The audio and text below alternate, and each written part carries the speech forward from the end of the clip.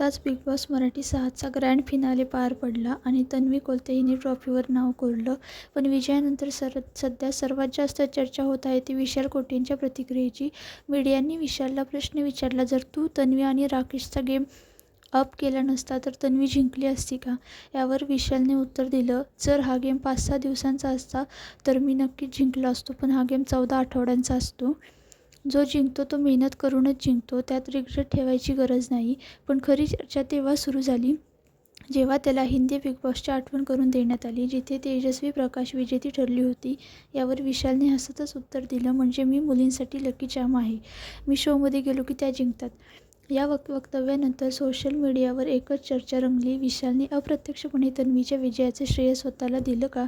काही लोक त्याच्या कॉन्फिडन्सचं कौतुक करत आहेत, तर काही जण म्हणतात की तो ओव्हर कॉन्फिडंट आहे.